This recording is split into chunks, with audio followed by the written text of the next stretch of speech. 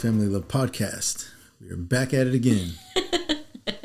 I'm sorry, guys. We're going to have to try to do this earlier in the morning. We had something set on our heart since this morning, and we wanted to make sure to just be obedient.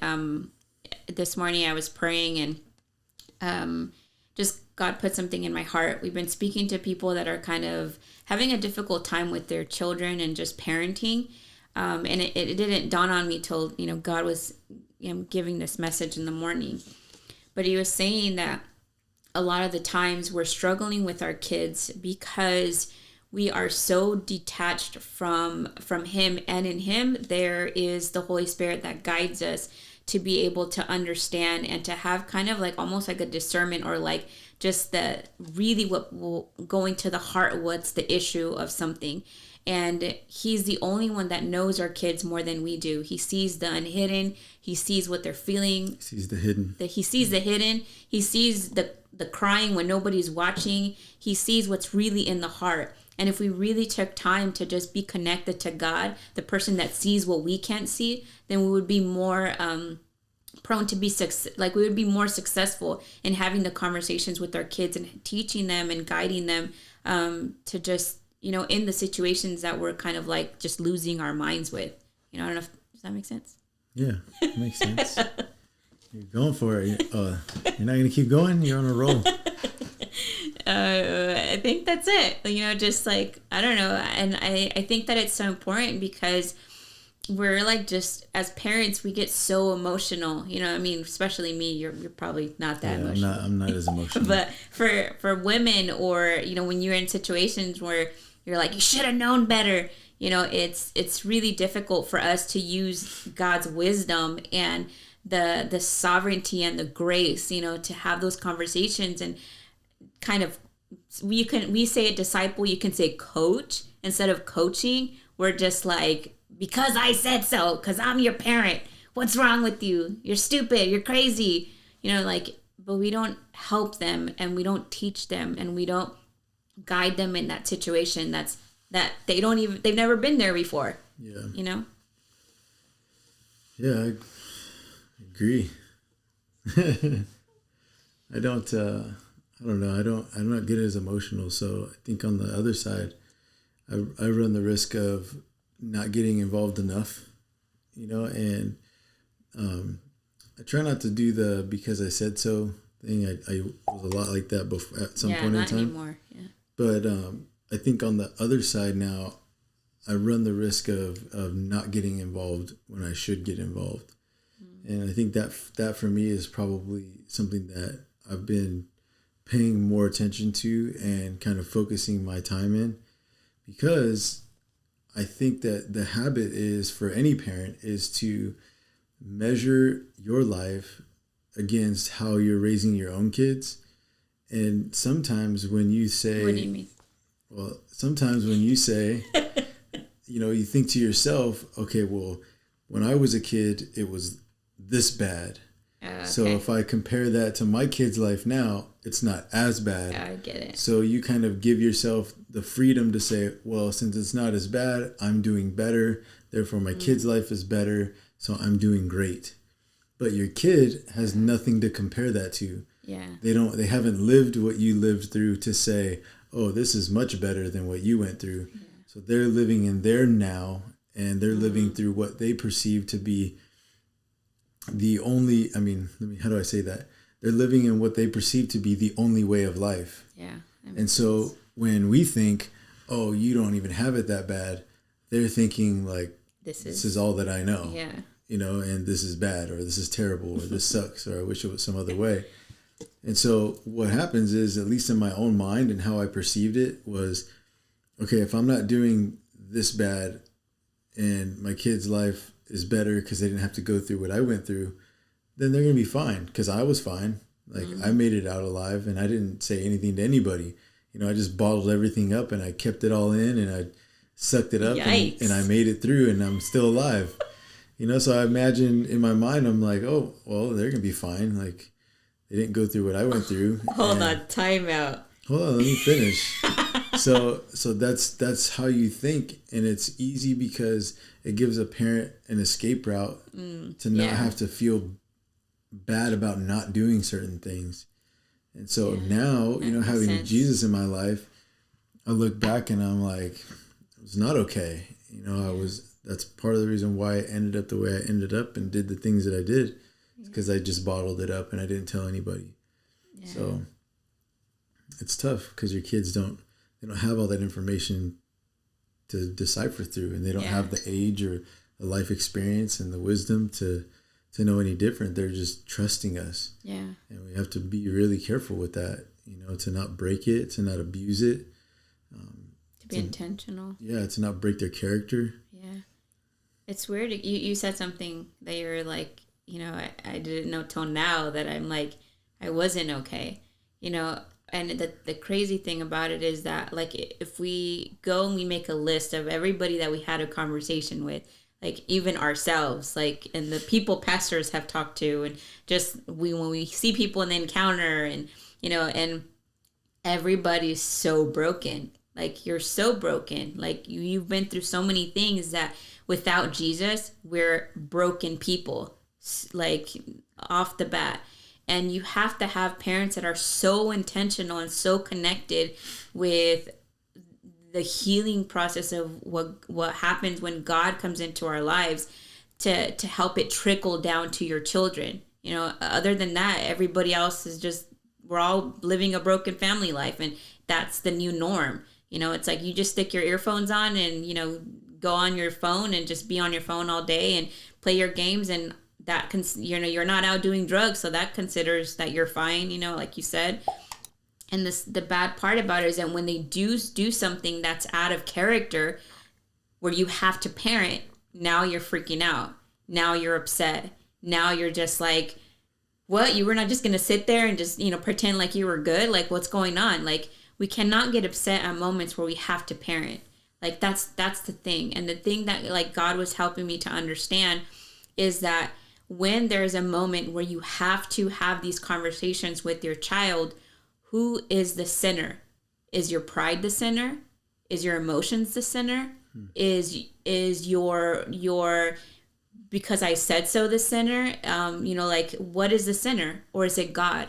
Is it God just guiding and helping, and help this person that's in front of you, this little person that's in front of you, be able to understand what just happened? What's going on with their emotions? What's going on with whatever happened? Like, how does that hurt them? How do they move forward through this? How do they not do that again? Like, how is God involved in that? And if God is not involved, in the way that we're parenting is just on our knowledge, and God has nothing to do with it. And if God's not involved, like, I mean, you have to be like an amazing human being to just have it all together. But if God's involved, you have to know that you're going to be successful. And there's healing in that. And there's closeness in that. And then unity happens. And that's where we want. That's where we want to go. We want unity. Like, we want unity. You didn't really say yet what I think that was really important about the message that that you feel God gave you about the value of being close to God, because He's the one that knows your child the best. Yeah. I don't know if you said that or if you kind of went into more detail. Yeah, and so the way that the way that I saw it, like, as I'm hearing, as he's telling me, is that, like, nobody loves your child more than He does, and He's present in everything that they're going through. And if you gave Him the moment, or if you gave Him the space and the time to be connected with Him, He would allow you to almost get or break down these walls that your child has. And because you don't give God enough time, or you don't give Him that space, that's why you feel like you don't know your child, because you don't, and you're avoiding the one person that does. And if you want to get to know your child, you need to be connected to Him, because He's the source, and He's the one that brings the connection, Yeah, I think that's really important, and I've never really looked at it that way. Honestly, I wish I would have heard that like 10, just 15 like, Jesus, years ago. Where were you? What happened? I'm just kidding. Like 10 or 15 years ago. And here's what it makes me think about. You okay? Yeah, just moved fast. Getting too excited. Yeah, I know. What it made me think about was there are times when, as the kids are growing up, Gavin, who's the oldest, Brandon, now that he's kind of getting ready to move on. But even with Aiden, not as much right now, because I think that we're always kind of giving a little bit more of those talks to the oldest kid, because they're the ones that are either closest to like leaving the house, so there's more danger near, or they're the ones that are experiencing or being exposed to more because they're going out with their friends now. They're going to more birthday parties, that kind of stuff. And so what I made me think about is those times where I'm walking by the room, or I'm just walking doing something completely different, and then I hear you just tell the kids, sit down, I want to talk to you about something. And then it just seems like automatically, if I were them, I'd be like, oh, what do I do now? What prompted this conversation? And now that I think about it, it was precisely that, kind of like God putting something in your heart that where we're different is that I'm usually like, okay, I'm going to make sure I pray about that, or okay, I'll be on the lookout for that. But then you're the kind of person that's like, let's sit down and talk about this right now. Because if God is putting this in my heart, then it's either you're about to do something, you've already done something, or I'm letting you know right now that God is on it, And so that's an important parenting, I guess, a gift that you have, to not only be sensitive to that, but then actually act on it. And that's something that I value in you, that's something that I don't have. So I think in this case, the value and the importance of us working together to help raise the kids is just out of this world. It's that important that each one of us, just like in the household or in our relationship with one another, where you have gifts that I don't and vice versa. And then you have abilities about yourself that you have that help us, as parents, that I don't have. So sometimes it's even you telling me, okay, I need you to get involved. I need you to, or those times where you're talking and you say, okay, God put this in my heart. I want to talk to you about suicide, to the kids. And I'm like, dang, I went from 0 to 100 like in 2 seconds. But it has to be done, because chances are they've either already thought about it, the kids in school are talking about it, they're hearing about it through all these TV shows or whatever. And so if we don't do that, then we're forfeiting our influence over our own children, and it's our job to raise them, not society, not school, not the neighbor, right? Not even church. Church is a support team, a support system, but they're not responsible for the outcome of your children. That's our job. So it was neat to see you do that, however God put it in your heart, but to actually see you say, okay, kids, sit down. We're going to talk about suicide, or hey, sit down. We're going to talk about drinking or sex or pornography. Who's masturbating? Yeah, I mean, sorry, kids, when you grow up and hear this, but it's just. They're like, dang, Ma, you're putting ourselves on blast. Yeah, it's just life. So, but honestly, that's the truth. That's how we parent. It's very much like, let's not beat around the bush. Let's get right into it, and let's talk about it for what it is. And then it gives us an opportunity, or me an opportunity, to say, look, kids, when I was growing up, I did this, I did that. I experienced this, I experienced that. And these were the negative consequences of my actions. And in some cases, I'm still living with the consequences right now because of me being a knucklehead, 20 years ago. We were just talking about that today. I'm having to deal with stuff that I did 20 years ago, that I'm still suffering the consequences from because of just a bad attitude and being a knucklehead. And so I hope that us and you taking the initiative to act on that unction, that moving of the Holy Spirit in your heart, that it not only opened doors for us to have those deep, intimate, and personal conversations with our own kids, but that there will be fruit of that conversation. That maybe perhaps they just had a conversation with their friend and they were talking about sex or suicide or drinking. And now because we got involved, that was that extra step that we took for them to say, you know what, I don't think this is a good idea for me. Or maybe in the future, they're already armed with the tools, and we've now influenced their thinking in a way that lets them know that, hey, think about the consequences before you act, before you do this. So it's funny because I'm reminded too of when, those times when we're having conversations and you're like, do you want to say anything? I'm like, no, I'm good. Seriously, guys, like that's what he says, and I'm just like, you sure you don't want to say anything? Yeah, so I didn't get the hint at first that was my cue to say something, so I'm like, no, I'm good actually.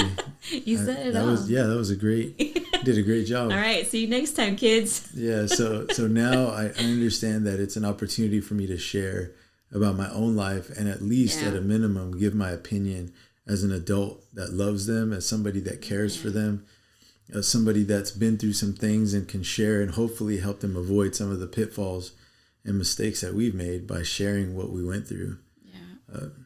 It's important. It is, and I think that's why it's so sad nowadays how just the culture has watered down how important the what God created in the beginning when he created a husband and a wife, and the unity that comes with marriage and having your kids in that marriage. Everything is so broken down, so then one doesn't matter, and then just one's raising the kids by themselves, and it's so difficult because God created that for both to have what the other one doesn't need, because we're a good complement with each other.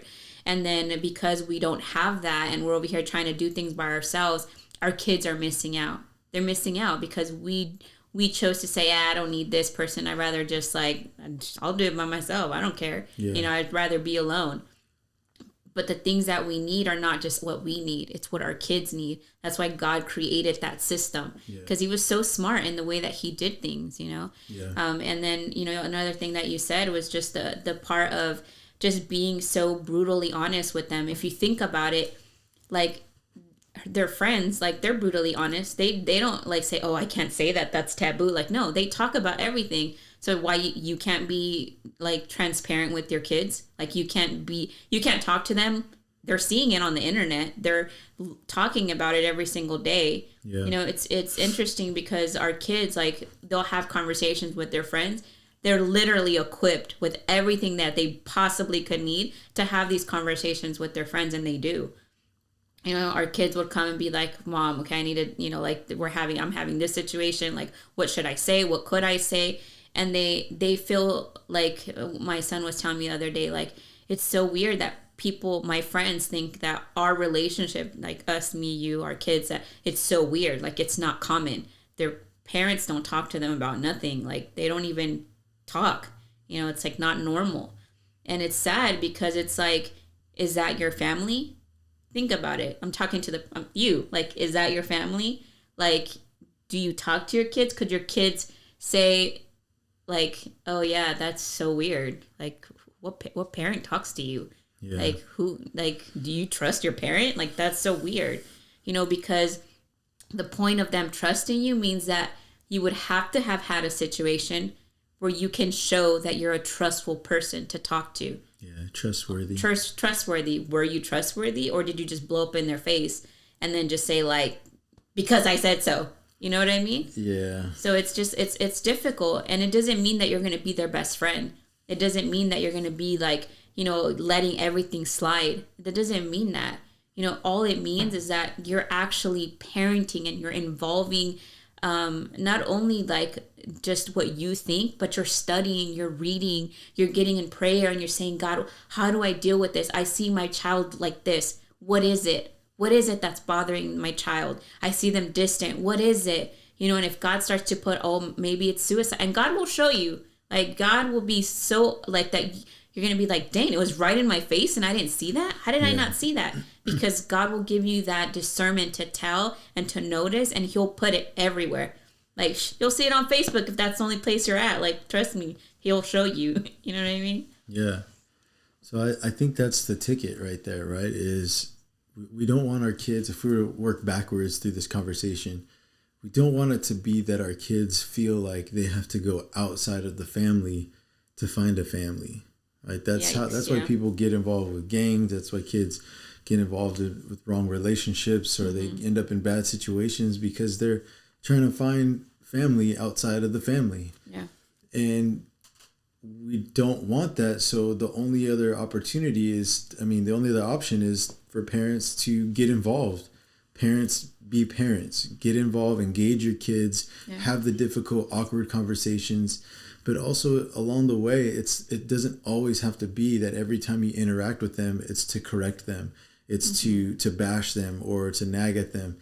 But that should only be a small fraction of the relationship. The rest is building, right? Like, are we going out together? Are we going for walks together? Are we playing games together? Are we spending time together? Are we talking about, everyday things together? Or what's important to them. Or good point. Yeah. Or what matters to them, so that in a way you're kind of investing with love. So when the day comes, you need to correct them. You're kind of making a withdrawal. Yeah. So taking away a little bit doesn't affect the overall effort that you've made to fill them with love and build that relationship.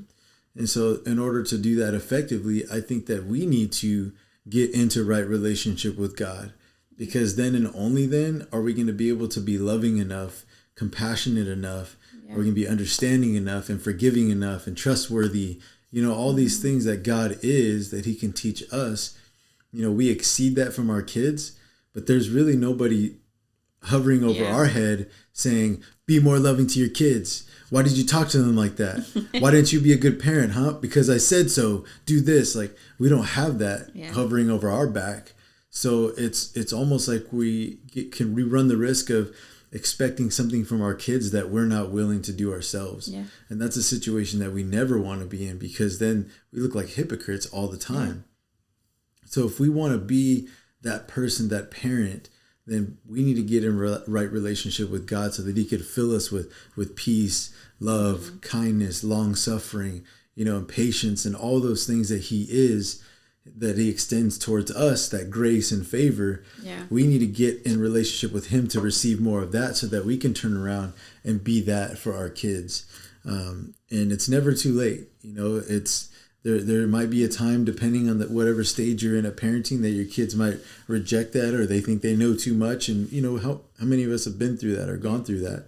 But at some point, they're going to reach a time in their life where they realize that what you're doing or what you were trying to do was for their good. So you just have to realize that, the moment you plant the seed is not the day that you eat the fruit. That's right. It takes time. It's a process. But it's worth it. It's worth the effort, and the time is now. Yeah. So guys, 1, get in closer relationship with God. You have to. 2, be graceful with your kids. Remember that whatever age they're at, it's the first year that they're that age. So it's the first year that they're going to experience all of the trials that comes with that age. So you have to help them and guide them and teach them through that age, not get mad at them because they made a mistake, that they didn't know that came with that age. They didn't know better. So you have to teach them and guide them and pull them out of that. Yeah. The last thing I would say is, like what Joe said, make sure that you're investing enough love in there. So when you withdraw from that bank, when you have to just reprimand or have that hard conversation, that there's enough love to cover that. Yeah, love, and one thing that's really strong, a biblical principle, is that love and correction go hand in hand. We think that they're separate, but we confuse, us as people, as parents, we confuse, punishment with discipline, and they're not the same thing. Correcting your child and disciplining your child is not the same as punishing them. And so sometimes we get out of hand, and we can't control our emotions or can't control ourselves. And in the way that we punish our kids, we're basically taking our anger out on them. Yeah. And that's harmful, and it's always destructive. But it is possible to love and correct your kids. Yeah. And that's something that God needs to really work in us to be able to do that right and do it well.